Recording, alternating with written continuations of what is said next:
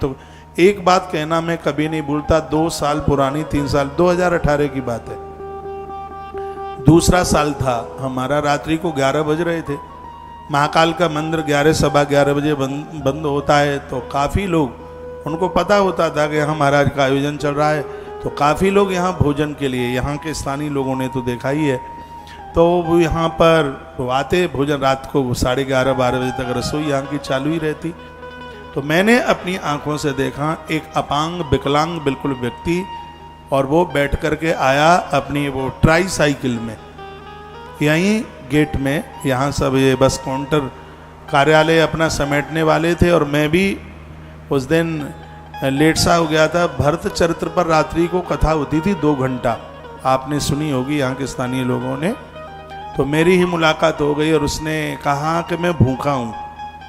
रसोईया बसोईया हाथ पाँव मुंह धो करके सब वो तो फ्री हो गए थे। मेरे पास में वो पंडित जी थे, आचार्य जी, श्याम जी। मैंने कहा एक बार दौड़ करके जा करके देखो कि रसोई चालू है क्या। 11:30 बज रहा था। उन्होंने जा करके देखा तो भोजन था। उस व्यक्ति वो अपांग था, वो ट्राई साइकिल पर आया, तो उसको जाकर के उसको भोजन कराया। वो अंदर था और मैं इधर बाहर इन लोगों से बात कर रहा था। देखो भगवान की कितनी कृपा है। मुझे ये आदमी नहीं लगता, ऐसा लगता है कि महाकाल भगवान ही भोजन करने के लिए, सत्य घटना है, मैं व्यासपीठ से बोल रहा हूं, ऐसा लग रहा है कि बिल्कुल महाकाल ही भोजन करने के लिए पधारे हैं। तो हम यहां बात कर रहे थे, वो श्याम जी उसको परोस करके इधर चले आए। 12:15 बज गए। हमने कहा बात क्या हो गई। वो आदमी आया नहीं, अंदर से रसोई में से आया नहीं। हाँ, दूसरे दिन की नागपंचमी थी, मुझे ध्यान में आ गया। नागपंचमी थी तो वो दूसरे दिन की पूजा की व्यवस्था में यहाँ सब बैठे थे, एक मीटिंग सी थी। तो वो 1.25 घंटा हो गया और वो आदमी नहीं आया। साइकिल इधर छोड़ के गया और वो अंदर से निकल के नहीं आया। इन्होंने अंदर जाके देखा तो अंदर आदमी नहीं और बाहर साइकिल नहीं। सब जगह देखा, आगे के चौराहे तक देखा। मैंने कहा मन ढूंढो, उसको तुम नहीं ढूंढ पाओगे, क्योंकि इस रसोई का भोग स्वयं भगवान महाकाल प्रभु लगा करके गए हैं। इतना आनंद आयोजन में, तो हमें तो यह लगता है कि आप सब भक्तों के रूप में वही भगवान महाकालेश्वर भोग लगाते हैं। और आपको यह लगता है कि यहाँ जो ये सब हो रहा है सब ठीक है, सब बढ़िया है, तो यहाँ के स्थानीय लोग भी और बाहर से भी जुड़ने वाले लोग, मैं नहीं कहता पैसा आप सामान ला करके दीजिए, लेकिन खुला भंडारा सोमवार के दिन कितने लोग यहाँ के मालवा के सिर पर पोटला बांध करके, उतने नहीं है यहाँ पर भंडारे की।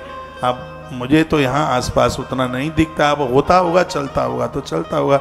मैं ज़्यादा घूमा नहीं हूँ, लेकिन मुझे पता लगा है, ये तो लगता ही हर साल आते हैं कि सावन के महीने में यहाँ पर बहुत लोग भोजन करते हैं। यहाँ तो किसी को रोक टोक होती नहीं है भगवान की कृपा से।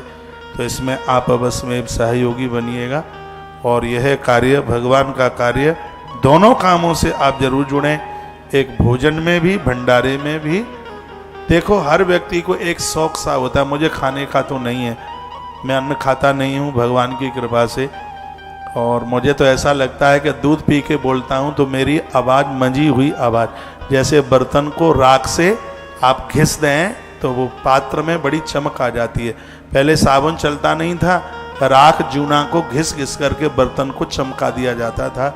मुझे 2.5 वर्ष से ज़्यादा अन्न छोड़े हो गया है और मुझे लग रहा है कि इस दूध के द्वारा मेरी वाणी की कठोरता समाप्त हो रही है। वैसे तो अकड़ ऐंठपन कठोरता है ही नहीं, थोड़ी बहुत रही होगी तो उसके ऊपर गैया के दूध का जूना राख की तरह चल रहा है। वाणी और अंदर से निकलने वाला जो शब्द है, जो स्वर है, उससे मैं खुद प्रभावित हो रहा हूँ, उससे मुझे खुद में अच्छा लग रहा है।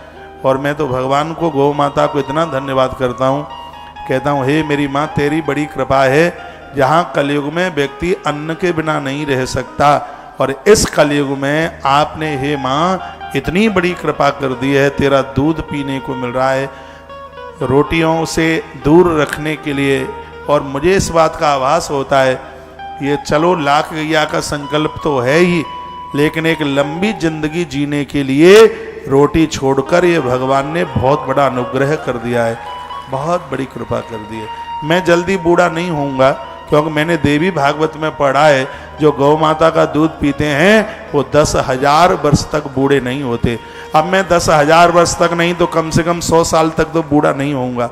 ये मुझे लगता है गाय के दूध का प्रभाव। श्रीमद् देवी भागवत में वर्णन है कि गाय का दूध पी करके 10,000 साल तक, चलो सतयुग में 10,000 साल तक आदमी बूढ़ा ना होता होगा, तो कलयुग चल रहा है, मुझे विश्वास है 100 साल तक तो बूढ़ा होने वाला नहीं हूं, क्योंकि गौ माता का दूध पीने को मिल रहा है। इसलिए